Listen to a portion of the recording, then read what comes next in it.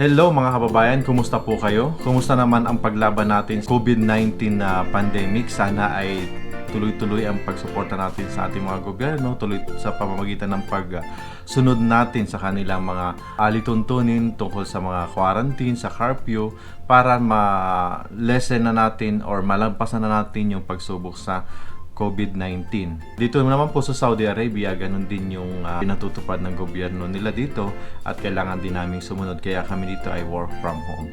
Pero ang pag-usapan natin sa video nito ay tungkol sa pagbababoy.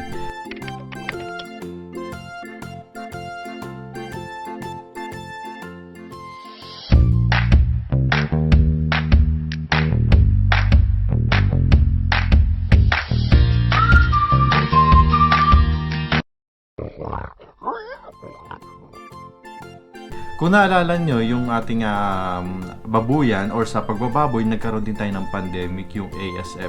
Siguro sa kayo ay nararanasan pa rin ng ibang mga bayan. Pero doon sa aming lugar, awa ng Diyos, hindi naman na nakarating or sana naman ay mawala na talaga yung pandemic ng ASF. Dahil doon sa ASF na yun, nagkaroon ng takot yung ating mga consumer na bumili ng ating ng karning baboy or kumain ng karning baboy. Although paulit-ulit natin sinasabi na yung virus ng ASF ay hindi na kukonsume or hindi na papapunta sa tao or hindi nakakasama sa tao. But then nandun pa rin yung takot.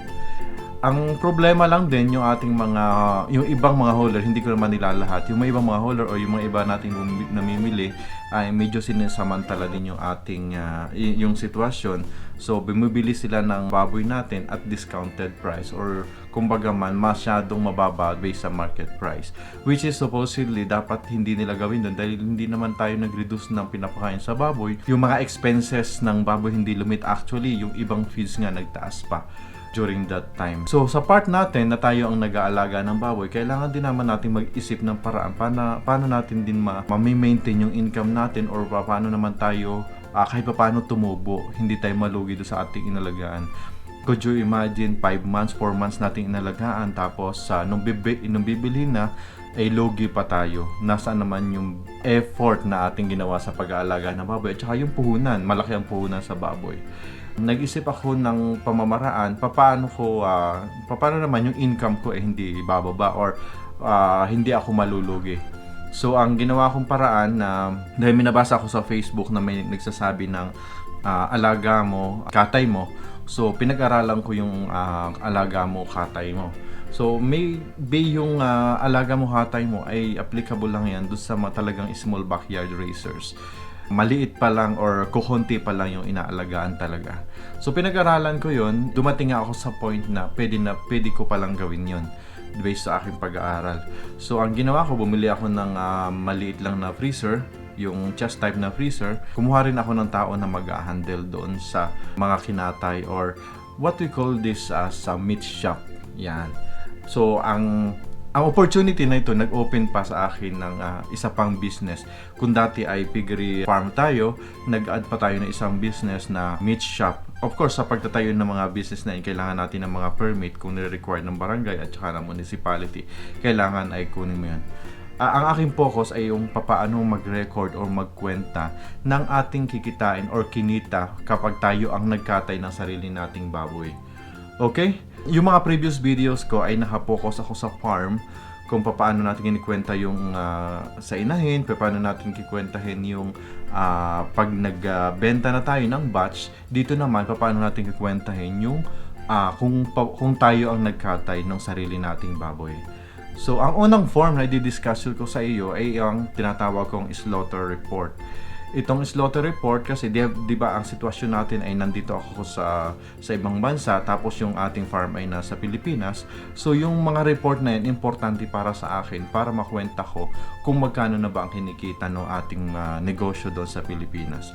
So ang video na ito ay nakapokus doon sa paano kukwentahin yung kinita natin sa kinatay sa pamamagitan ng slaughter report. Okay?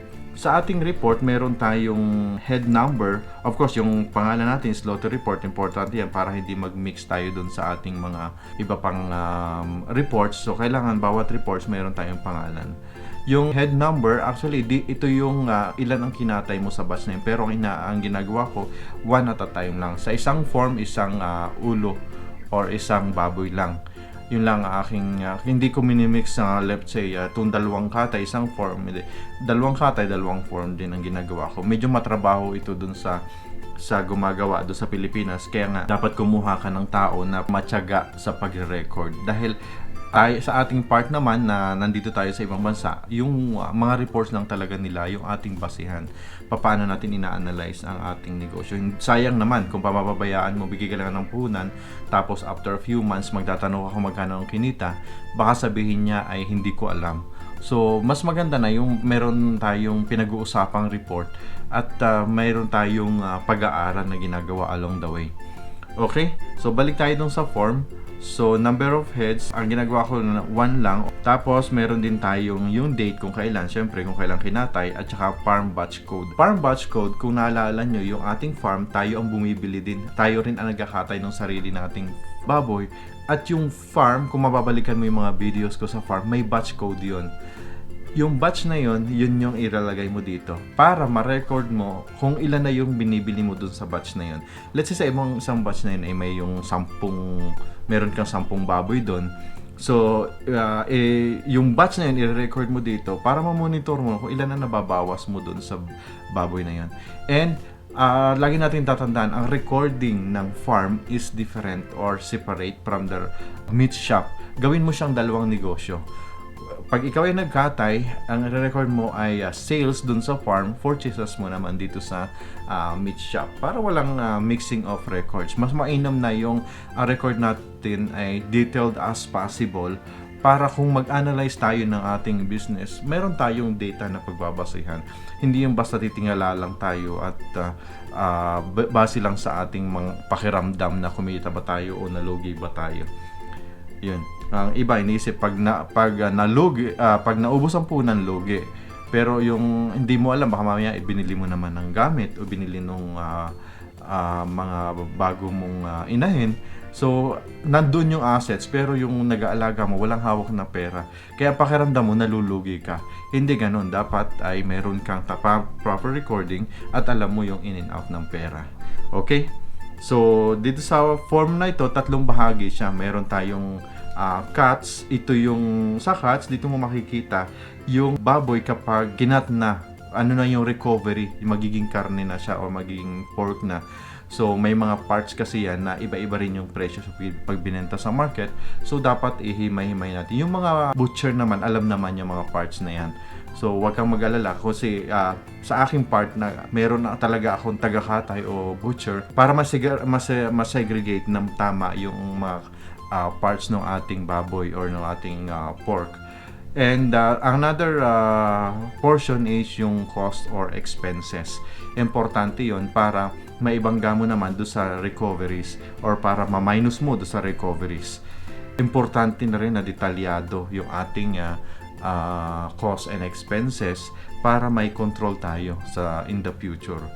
Dapat controllable lahat yung expenses natin or kung hindi man natin maiiwasan, mabawasan. Ma-analyze natin yan kung meron tayong proper recording. Ang ikatlong bahagi, yung net profit natin. Do sa net profit, yung isa, net profit percentage, yung talagang net na, at saka yung net profit without commission. Bakit ko ginawa yun? Dahil kung ikaw mismo ang nadoon sa Pilipinas at ikaw ang nagpapatakbo ng iyong meat shop, hindi mo na kailangan kwentahin yung commission. Pero kung nasa ibang bansa ka at meron tao ka na tagapag-alaga doon or pamahala ng meat shop mo, bibigyan mo siyempre siya ng commission. So kaya kailangan dalawa yung profit, yung with and without commission. Ma-analyze mo lang yan. Kasi yung without commission, yun yung para sa iyo kung ikaw ikaw mismo nagma-manage ng meat shop. Yung yung isa naman, kung ikaw naman ay nasa malayo or nasa ibang bansa at meron ka lang tagapag-alaga doon, syempre babayaran mo pa rin yun. Ibawas mo as expense din yan. Okay? So balik tayo doon sa cuts. Ang mga detail na kinakailangan natin doon ay kailangan meron tayong SKU code. Importante ito yung SKU code na malalaman nyo sa mga susunod na mga videos bakit kailangan natin ng code. Ito yung magsisegregate ng sales mo. Parang ito yung item mo na ibinebenta. And yung description naman, yun yung description ng code. Like for example, doon sa atin mayroon akong 1000. Ito yung pork mix na 1 kg. Tapos may price siya na katapat. And nung time na kinatay, ilan yung kilo na lumabas. Imo-multiply mo lang yung price versus the quantity, makukuha mo na yung amount. Okay? So, pag nakuha mo na ng lahat ng amount, lahat ng line items, lahat ng lumabas dun sa recoveries ng baboy, i-total mo lang yon para makuha mo naman yung total recoveries. Ang total recoveries yung magiging benta mo in the future. Pero at this time, at this moment, hindi mo pa siya nabibenta kasi kinatay mo lang, kinonvert mo lang yung baboy into karne. So, computein mo muna kung magkano yung recoveries or what we call this as expected sales. In the future, mabibenta mo naman ito. Okay? So, yung sa cost and expenses, unang-una dyan yung baboy na binili mo sa farm mo rin. So, record to record lang naman. Ang sinasabi ko nga sa iyo, bago mo kunin doon sa farm, timbangin mo muna sa live weight and i-record mo as sales ng farm. Pagdating mo naman dito sa meat shop, i-record mo naman as cost or purchases. Sales do sa farm, purchases dito sa meat shop. And based din sa kilo, ilang kilo mo binili. Parang normal lang na ikaw ang bumili ng produkto mo. Parang ganun lang. Wala yung pera na lalabas, in and out lang sa record ng dalawang businesses mo. Tapos, ang price per kilo niyan dapat ay naka-market price ka. Bakit? Kasi yung batch, kung naalala mo, yung sa farm natin, meron tayo naka-assign doon na nag-aalaga na iba-ibang tao per batch. So, kailangan natin maging fair sa kanya. Kung ano yung market price na ongoing sa inyong location, ganun mo rin siya i-record as sales niya. Kasi pag naubos yung batch, kukwentahin mo naman ng kinita, bibayaran mo naman ng commission yung nag-alaga. Kasi iba yung nag-aalaga doon, iba rin naman yung taga-bantay mo dito sa meat shop. And of course, kailangan mapagkakatiwalaan. Tulad ko, yung aking kapatid doon, napaka-sipag at saka very honest talaga. So, lahat ng records isinusupply na sa akin. Pag-isip, ginagawa namin pareho kasi importante rin na may open communication kayo. And of course, kung ano yung dapat para sa kanya, kung ano yung kikitain dapat niya, dapat maibigay mo rin ng maayos. So, yung live weight, multiply mo na lang per kilo and then makukuha mo na yung cost ng pig. Okay? So, yung commission, ang ginagawa ko sa commission, ito kasi 10% ng recoveries. Yung commission ito nung nagbabantay mo ng meat shop. Let's say ang recoveries mo is 14,000. So 10% noon mapapunta sa commission nung nag-aalaga. So theoretical 'yon kasi ang ginagawa ko based on collection. Pero kasi 'di ba kapag may recoveries ka na 14,000 ibebenta 'yan. And most of the time pala do sa aking business is receivable or pautang sa mga kapitbahay. So, pag nakolekta na yon, doon pa lang siya makakuha ng 10%. Hindi on the time of na mapagkakatay. Para ma-ensure natin na lahat ay mabebenta, lahat ay mare-record. And we have also separate form para sa inventories. Isi-share ko rin yan sa mga future videos ko. And back dito sa recovery, sa commission. So, yung kung ano yung recoveries, multiply mo lang sa 10%. Makukuha mo na yung expected expenses mo sa commission. Hindi, kumbaga man ito, kinumpute mo lang ng advance. Pero, of course, sa actual commission, based ka sa collection. Kung ilan lang yung kolekta niya for the week or for the day, dun mo lang mag-multiply sa commission rate. Ang binibigay ko ay 10%. Pero, of course, yun ay para sa akin or para do sa lugar namin. And ang feeling ko, ito yun rin yung fair na dapat kong ibayad dun sa aking kapatid. Pero sa case mo, depende sa lugar nyo, depende sa guts mo kung magkano mo dapat bayaran yung tagapamahala. It's up to you. Pero para sa akin, 10% is fair enough. So pwede mo siyang gayahin or pwede mo ibaba ng kaunti kung gusto mo. Para sa akin kasi, kung binibigyan mo ng maayos na income din yung mga tao mo, magbibigay din yan ng maayos na relationship sa iyo. Okay? So, ang kasunod yung butcher's fee. Yung butcher's fee kasi, sa amin, based on sa recovery kilograms. Let's say, yung halimbawa, kung nag 92 kilos, ang recovery kasi, ang estimate recoveries ko dyan is 60%. Doon sa mga baboy natin, usually 60% ang recoveries. So, minumultiply ko lang ng 60% kasi binabayaran ko yung aking butchers by kilo. So, like for example, kung 92 kilos, so 55 kilos yung recovery niya, times ko lang sa 10 pesos per kilo. So, yun yung ating bayad sa kanya. In that case, mayroon siyang 552. Tapos, ano pa yung mga iba-ibang pang expenses na hindi mo maiwasan sa pagkakatay tulad nung sa slaughterhouse, kailangan magbayad ka. Sa government naman, sa barangay nyo yun o sa bayan nyo, kailangan bayaran mo yun kasi support natin sa government yun. Pumaarkila tayo ng tricycle or kung ano may yung means of transportation para dun sa gumula sa farm, papunta dun sa slaughterhouse, papunta sa palengke, may expenses yan. Kung ikaw ay mag-aarkila lang, may bayad yan. Kung ikaw naman ay naggagasolina, of course, expenses din yun. Dapat mo ring isama mo yun kasi kailangan detailed as possible yung report mo para makuha mo yung true income, hindi yung theoretical income lang. And we have also yung mga supplies, mga plastic or saan mo ibinabalot yung mga karne, paano may storage yun. So, ilagay mo rin dyan. So, kung necessary din yung electricity na i-charge mo kasi maglalagay ka ng karne sa freezer mo, pwede mo rin yun i-charge sa batch. Pero sa part ko, hindi ko na siya isasama kasi general expenses na yan. Mahirap na yun na makuwenta kung ilan ang kuryente na consume no, per katay. Dahil everyday naman mayroon na yung canvas let's say 50% ng canvas mo. So right away kapag nakatay mo na, deliver na. O kaya kung sa palengke ka naman nagtitinda, so hindi mo pa nilagay sa freezer na nabenta mo na, so walang electricity expenses yun. I-stress ko lang yung ating receivables o yung pagbibenta mo ng pautang sa kapitbahay. Meron din tayo niyan. Mayroon din tayong strategy akong ginagawa paano i-manage yun, i-share ko rin sa future. We are talking only on the reports na kapag kinatay na, paano natin kukwentahin. Paano mo makuha yung income, i-minus mo lang yung recoveries, total recoveries dun sa expenses na na-compute mo, then makukuha mo yung net profit. So, net profit percentage, ito yung net profit divided by the recoveries para makuha mo yung net profit percentage. So, ibig sabihin, sa pinuhunan mo, dun sa baboy na kinatay mo, 7% yun na mapapapunta sa business. Okay? So, kung ikaw naman ang nagmamanage, ikaw yung may-ari, ikaw rin mamanage ng meat shop. So, yung commission, syempre, hindi mo na ibabayad yun sa iyo na yun. So, naglagay din ako dito ng net profit percentage excluding commission para makita mo talaga yung income na mapapunta sa iyo. In this case, 2,445 yung mapapunta dun sa iyo or about 17%. So, ang ibig ko lang sabihin dito, kapag ikaw ang nagkatay, hindi rin naman ganun kalaki yung kikitain mo.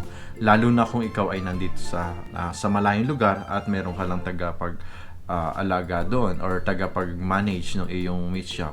Pero at least may papasok pa rin sa iyo and naalagaan mo pa yung consumer mo kasi direkta ka ng nakikipag-deal ngayon sa consumer. Unlike before, yung may ibang tao pang nagkakatay or na iba pang taong nag-haul, yung tagapalengke, sila pa yung nagiging middleman at sa kanila pa napapunta yung income. Wherein kung in-implement mo yung katay mo, alaga mo, yung income para sa middleman ay mapapunta na rin sa iyo. Or hindi man sa iyo, nakatulong ka naman dun sa ibang tao. Kung may tagapagbantay ka, nakapagbigay ka ng trabaho dun sa tagapagbantay ng meat shop. Of course, marami ang paperworks and isa na ito sa gagawin niya. Mas marami pa akong isi-share sa iyo in the future. Yung retention din ng iyong consumer, nasa iyo na rin yung consumer. Sa halip na sa kanila, so makapag-build up ka ng good relationship sa mga kapitbahay mo na okay, after 3 days or after 1 week, kailangan yung bayad ng kanilang kinuhang karne. So, may repeat yon kapag nag-order, tapos after a few days binayaran, tapos repeat orders. So yun, nakaka-build up ka ng relationship sa iyong consumer. At it's a good point. At least yung ating concept is from farm to plate. Kasi diretso na ikaw doon sa consumer mo. So kung ikaw ay talagang magandang income, pwede mo pang bigyan ng discounts yung mga consumer mo na which is kung ikaw ay gumamit ng middleman, hindi wala kang contact sa kanila. So wala kang mga promotions, wala kang consideration sa may bibigay. Or yung profit kasi nag-share pa yung middleman. Okay? So, yan lang muna ang aking ma-share ngayon. Marami pa tayo ma-share na mga forms. Kaya tutok lang dito sa aking channel. Kung ikaw ay bago dito sa channel na ito, paki-subscribe mo na yung subscribe button dyan. Pati na rin yung notification bell para pag nag-upload ako ng bagong videos, ma-notify ka. Okay? Huwag mo rin kalimutan na i-thumbs up yung aking or i-like yung aking videos. Okay? Thank you very much and ingat po tayo sa COVID-19 and good afternoon again.